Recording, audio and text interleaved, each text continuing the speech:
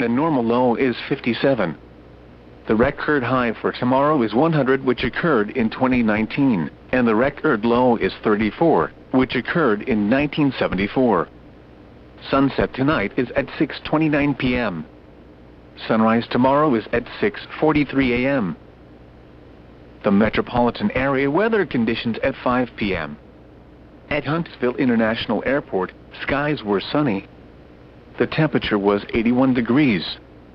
The dew point was 58, making the relative humidity 45%. Winds were southeast at 7 miles an hour. The pressure was 30.21 inches and falling. To the athlete, end quote. The question now is whether this action plan was followed during the incident. On the field, it felt like it was handled professionally. They did a great job taking care of him.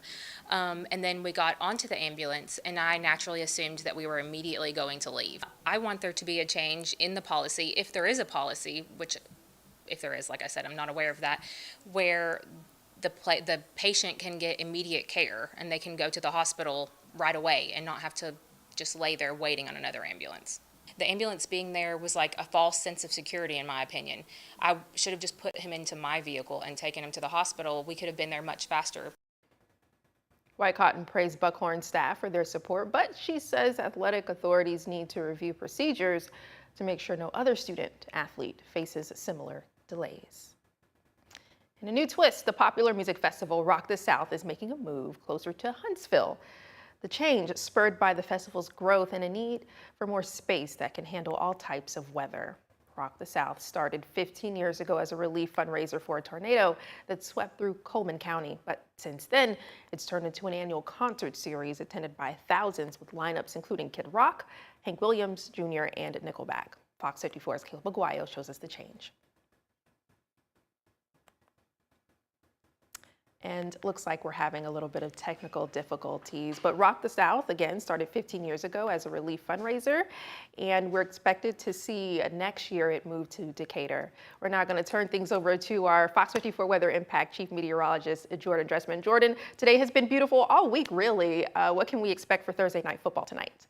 Yeah, it has been a beautiful week across the Tennessee Valley, but I would say today was probably the best day we have seen so far this week. Why? Because it was a little bit cooler across the Tennessee Valley. We also lost a lot of the humidity through the course of the afternoons. Our winds had a bit more of a northerly component today compared to what we've seen over the last couple of days, ushering in some slightly drier air to the area, which means it just simply was not as humid. 79 degrees right now in Huntsville, 80 degrees in Scottsboro, 75 already in Fort Payne. That's nice. 81 degrees right now in Florence, 81, 80 respectively for both Fort Pulaski and Fayetteville. Let's talk about Thursday night football. Beautiful weather for that. Can't wait for this. 75 at 7, 70 by 8, 67 by 9, 66 degrees at 10 p.m. We're going to maintain that mostly clear sky through the duration of the evening as well. So I think that's going to make for a wonderful Thursday evening. And then as we head into the overnight, look at this. Temperatures actually drop off into the mid-50s tonight. I've got a low temperature right around 56 degrees. But what about Friday?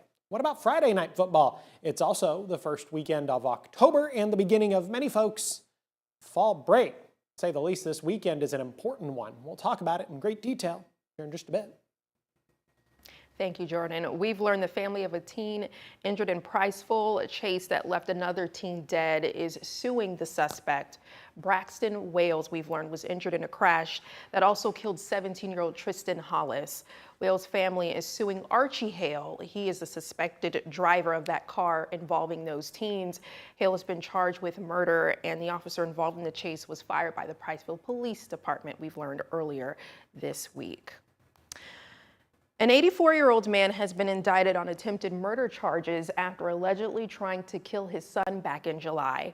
According to police, Charles Lewis, the man that we would like to show you, but Charles Lewis is the man, had been involved in a dispute with his son when he was shot back. There he is, shot in the back. He was being held at the Limestone County Jail, but is now out on bond. Authorities are still searching for a man who escaped from his job site in Huntsville while serving time behind bars.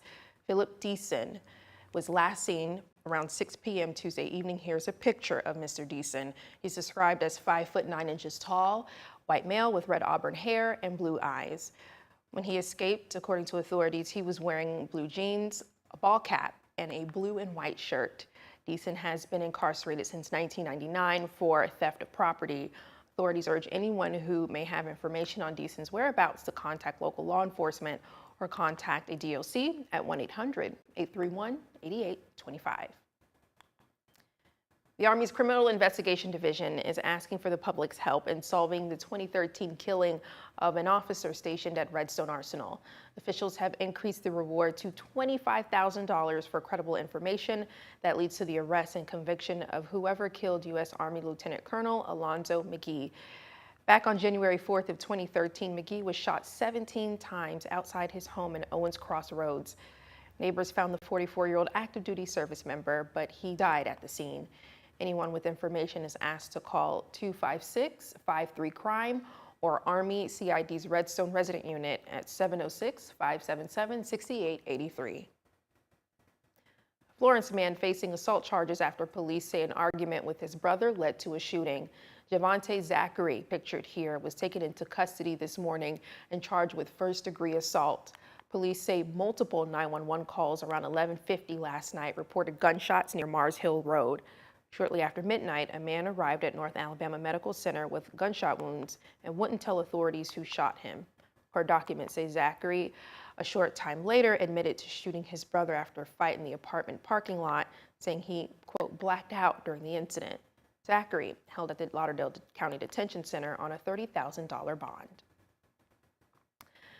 A man has died following a single crash last night in Huntsville, according to authorities. They've identified him as 53-year-old Samuel Robert Brooks IV of Huntsville. HEMSI spokesperson Don Webster confirmed it happened on the southbound Parkway access road between Martin and Gulf Roads. Webster says only one vehicle was involved and the crash may have been caused by a medical emergency. We'll continue to provide more updates on this story as they become available. The Florence Electricity Department says residents in part of the city will be without power late tonight. The planned outage is set to start at 10 p.m. and could last about 3 hours. Crews will be working in the East Ridge Estates area during that time. In a new twist, the popular music festival Rock the South making a move closer to Huntsville. The change spurred by the festival's growth and a need for more space that can handle all types of weather. Rock the South started 15 years ago as a relief fundraiser for a tornado that swept through Coleman County. But since then, it's turned into an annual concert series attended by thousands with lineups. Our Fox 54's Caleb Aguayo went out to Coleman to see how this will impact the economy. Rock the South is moving away from Coleman after 15 years of country music festivals. They're bringing everything over to the fields at Decatur, a 150-acre venue with campgrounds and professionally engineered rainwater drainage. In fact, co-founder Shane Quick says the new site will give the concert series more space and flexibility than the previous space here at York Family Farms. Moving to Decatur is not about leaving those roots behind. It's about building on them, Quick said in a statement. He added, after more than a decade of unforgettable moments, we now have the chance to take everything fans love about this festival and make it even bigger. And Michael McBrayer with Rock the South explains the need for more space. We decided that we wanted to own the property that we have this festival on. So we've acquired 150 acres off of Gordon Terry Parkway in Decatur on a 4-lane highway that presents a great opportunity to build the festival how it needs to be built, build proper drainage, create a site that is a little more weatherproof, that allows more drainage, allows more shade structure, allows more parking. It allows us to expand. But residents who live close to the festival have mixed opinions. Some think the move to Decatur is the removal of an annual headache, but for others who provided event parking, it's the loss of a huge source of income. You would find equal parts of glad that it's not going to be in our neighborhood this year. People came through here late at night and trash was everywhere, to those that were involved in the process saying, yes, but in the long run, it was worth it. Resident Stuart Rowan parked up to 1,200 cars on each night of the festival, potentially earning up to $100,000. He says with Rock the South's growth, it was inevitable that they'd eventually find a new space. Every year was different. And that was a problem for Rock the South, which I believe logistically is one of the reasons they moved away, because everything was dependent on the weather. And so if there was a lot of rain, they couldn't park as many cars on their property because of mud and problems like that. With the new venue, Rock the South expects to be able to accommodate everyone who wants to come out. In Coleman, I'm Caleb Aguayo, Fox 54 News. Wow, what a way to start our Thursday. Oh, yeah. We found out about it like earlier this morning, right? Yeah, it was. They announced it earlier this morning and kind of been chasing the story since then. I know, and you went all the way out to Coleman, obviously, to gauge the community, and I would imagine it would impact the economy. A good bit, I think. I think the festival itself did impact the economy for a while, and now that they're moving it, it's going to Decatur, but they still plan on helping out Coleman. They're going to give some of the proceeds to charities and things. I didn't quite catch how the economic perspective would shift, moving those, all those people away from Coleman, but at least there's a portion going back to it. And now Decatur will have this festival, and they're making some big plans with less than a year out. I know we were talking about it earlier. I know, they're talking about new shade structures, all kinds of new parking over there it's a field right now. They're going to be turning it into the venue, but they have a year to do that. It seems a little ambitious to me, but I'm hopeful. Very ambitious. Thank you, Caleb, for your insight as thank you. always. Yes. Congress's first role is to make sure the government operates. We need to reopen the government. Yeah, we're in day 2 of the government shutdown. Another Senate vote not set until tomorrow. We'll take you to Capitol Hill for an early look. Back here in the Tennessee Valley, age has no limit for these athletic elders who assembled in the Rocket City. We've got the sights and sounds from the seniors up ahead.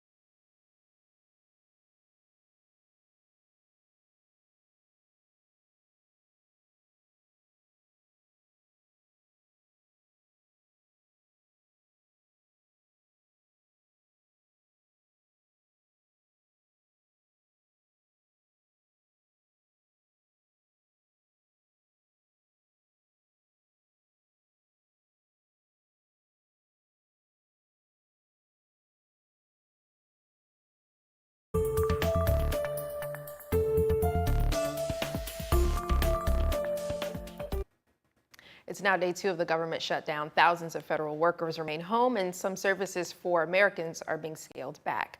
CNN's Amy Kiley reports on what else could be affected as the budget impasse continues.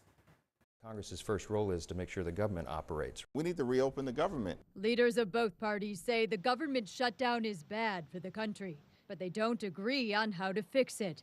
Democrats want a funding bill that reverses Medicaid cuts and extends expiring Obamacare subsidies. Well, what we're doing is fighting to protect the health care of the American people. Republicans want a fairly clean continuing resolution. The counter proposal would add $1.5 trillion in new spending on a 7-week stopgap measure. We're not doing that. Shuttering the government is starting to have an impact. The FBI Agents Association says, quote, a shutdown can undermine the FBI's ability to perform its duties at a time when the country faces an unprecedented range of national security and criminal threats. Meanwhile, the White House says It'll soon use the shutdown as a reason to lay off federal workers. The Doge cuts, it's now this shutdown. I almost wonder, why would anybody want to be a federal worker? Sources say the White House also thinks a food program for women, infants, and children could run out of money by next week. A recent survey shows about a quarter of military families rely on WIC. Service members are among the federal workers no longer getting paid. Our military families need a solution to this. I'm Amy Kiley reporting. Yeah, the government shutdown starting to affect federal workers and critical programs from the FBI to WIC. Lawmakers remain at an impasse with no agreement yet on how to reopen the government. Back here in the Tennessee Valley, a group of seniors from across the South put the agility to the test, and they're not letting age stop them. We've got to look at these athletic elders coming up. At Jordan, how's weather? Yeah, we were dry this afternoon. We're going to stay dry this evening. It's going to be a beautiful evening for Thursday night football, but then what about Friday night football? What about the weekend? We'll talk about them in just a bit.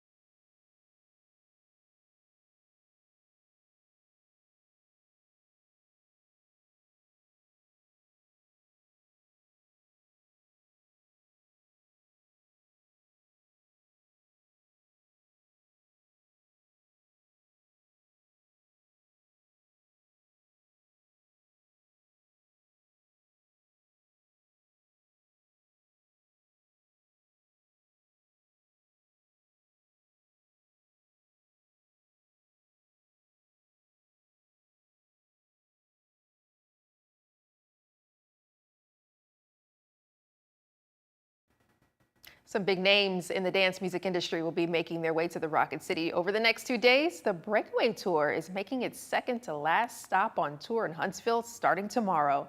Fox 54's Gabe Glassman takes us inside the Orion Amphitheater to get an early glimpse.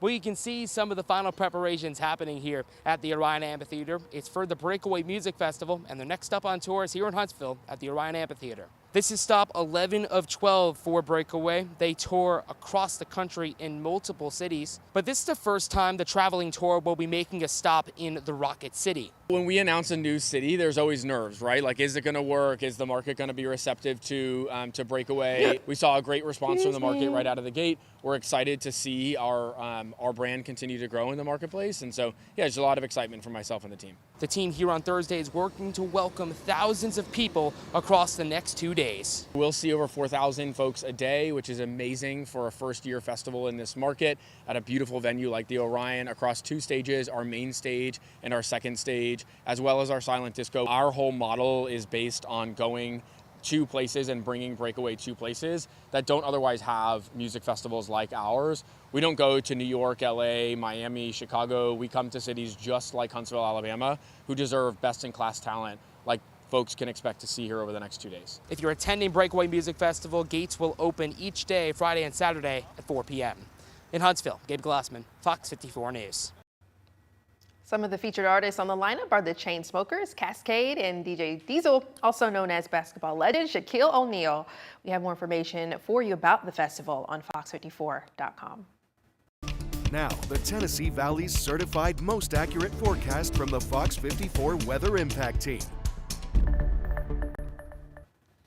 And here's a live look, I might add, from Drake Mountain. We're still able to, with this limited time we have, catch that sunset to the right. I love it. I love the sunset. The sunset is very pretty. And maybe the sunrise is just as pretty, but on any given morning I am not up to watch the sunrise, so I don't know. Yeah. Do you wake up in time no. to see? No? Okay, you didn't even need to finish the, not a chance.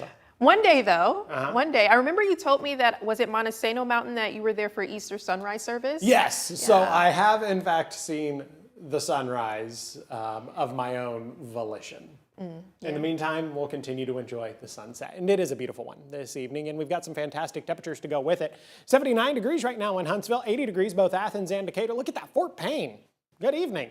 I wish I was over there this evening. 74, 81 right now in Florence, 81 in Fayetteville, 82 in Pulaski, 78 degrees right now in Coleman. Fantastic evening for some Thursday night football. Look at this, 75 at 7, 70 at 8, 67 by 9, 66 degrees by the time we get to 10 p.m. We're going to maintain a mostly clear sky this evening. Have a look at the drought monitor. Newest one just came out today, and we've seen improvement in all the places that you would expect improvement. Remember all that rain we saw last week across the Tennessee Valley? Well, that is now taken into account as far as the latest drought monitor is concerned. No drought problems up across southern Middle Tennessee, northern Limestone, Madison, or Jackson counties in the clear there. We're also in the clear across a good chunk of northwest Alabama, Lauderdale, Colbert, down into Franklin County, Lawrence County. The rest of us talking about abnormally dry conditions. And then there are a couple of spots across the Tennessee Valley that are talking about moderate drought conditions. When you consider the fact that we're now into early October, this is actually not a bad place to be. Now, drought problems could worsen over the next couple of weeks if we don't get any appreciable rain, but as of right now, this is not a bad place to be, especially when you consider where we were this time last year. Moderate drought conditions had basically taken over all locations north of the Tennessee River, and we were even talking about severe drought conditions up across southern Middle Tennessee. So year-over-year change, we've seen a great deal of improvement. Now, that said, there's not a ton of rain in the forecast. We're going to be dry through the weekend. There are some scattered showers and thunderstorms in the forecast Monday, Tuesday, and Wednesday of next week. That activity could bleed into next Thursday, but none of that is going to be a wash or bring a significant amount of rain to the area. Temperatures were a little bit cooler today compared to what we've seen over the last couple of days. We only climbed into the lower 80s this afternoon. Compare that to what we were talking about several years ago, back October 2nd and October 3rd, 2019. The high temperature each of those days was 100 degrees. Still the highest temperatures ever recorded in the month of October at the Huntsville International Airport. A really nice quiet night, temperatures dropping into the mid-50s. Dare I say, you could leave your windows open tonight with a low temperature right around 56 degrees. In the more rural locations, probably going to be even a couple of degrees cooler than that. When the kids get on the school bus tomorrow morning, 59 at 7, 62 by 8, 65 at 9, 70 degrees by 10 a.m. A beautiful morning to get on the school bus. I believe for many of the kids, it'll be the last morning on the school bus until after fall break. I think a lot of kids have fall break next week. A mostly sunny sky tomorrow afternoon. Temperatures climbing into the lower 80s. Got a high right around 82 degrees. Friday night football looks just as good as Thursday night football. Look at this. Temperatures starting in the 70s. We're ending in the 60s. Have a good look at the next 7 days. 82 on Friday, 83, 84 Saturday, Sunday. Weekend looks great. A little more cloud cover on Sunday. Still great. 81 degrees Monday and Tuesday, and then a pair of 80s next Wednesday and Thursday, with the scattered showers and thunderstorms in the forecast Monday, Tuesday, and Wednesday of next week. More than 160 seniors laced up their shoes and brought their A game in Huntsville today at the Olympiacs. Seniors from ACT's retirement communities across Alabama, Georgia, and the Carolinas came to compete in this year's games at Magnolia Trace in Huntsville. Teams were seen competing in colorful team t-shirts as their mascots and friends cheered from the sidelines. Players competed in competitive physical challenges and brain games, including jigsaw, Wii bowling, and chair volleyball. One resident told us she loves physical and social aspects of the Olympiacs. I don't want to sit around for the rest of my life, because then I notice the floor that needs cleaning and things in the kitchen that I need to be doing. So I'd much rather be out with people and doing fun things. The games ended with an award ceremony. Congrats to all the participants. Next year, the games will be at the Tryon Estates in Columbus, North Carolina. All right, Mo, what's going on in sports? Well, after our bye week, UNA back in action for UAC play, and they've got a top 25 opponent. We'll talk to the UNA Lions next.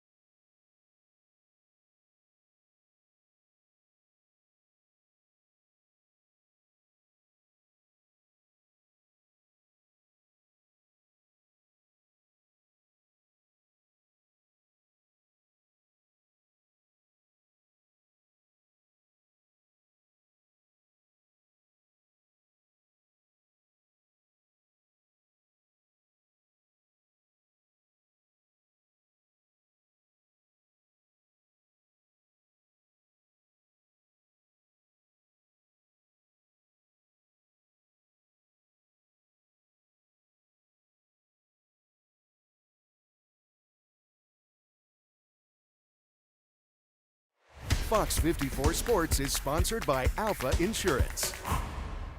What's up, sports fans? The UNA Lions are coming off a bye week, and now Brent Dearman and his team are gearing up for the most important run of their season. This Saturday, the Lions begin UAC play against 23rd-ranked Abilene Christian, one of the league favorites to take it all. Now, the Lions, they're not backing down from a challenge. Just take a look at what happened against Illinois State. Coach Dearman feels his team may have a bigger advantage because they're coming off of a bye week. And another one that we really liked is putting the bye week before one of our top probably contenders in this conference with Abilene Christian, who won the league last year. So really helped us in 3 different ways. We got some guys healed up that were banged up a little bit. You know, your O-line and D-line are always hurting, to give them a little bit of a week off as well. I think we've got a great mindset going into this game, but we know it's going to be a tough game on the road against a solid opponent. Saturday's game in the Lone Star State is set for 2 p.m. Lion fans can stream the game by checking it out on ESPN+.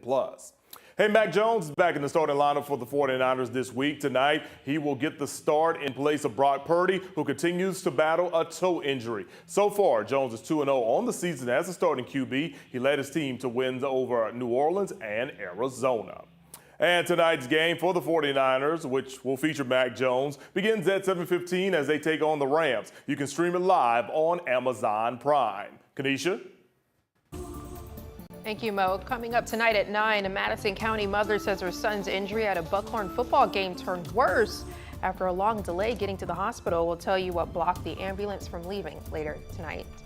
And travelers are watching security lines closely as the government shutdown begins. TSA agents are still on the job, but just not getting paid. We'll have more of that also tonight at 9. All right, and then we'll chat a little bit while we have some time about weather tonight. I know there's some Thursday night football going on. Yeah, it's going to be beautiful. Yeah, probably one of the better Thursdays we have had so far this season, so really excited about that. Temperatures are going to be in the 70s, nice clear sky, no humidity. I think Mo's going to be happy.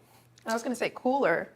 Hey, I'll take cool anytime, especially when I've got not 1 but 2 games to cover tonight. So, you know, I'm going to be ripping and running back and forth. But at the same time, as long as it's cooler, I'm feeling good. I've already hydrated, so. Oh, we are preemptively planning. Okay. You know, I'm getting a little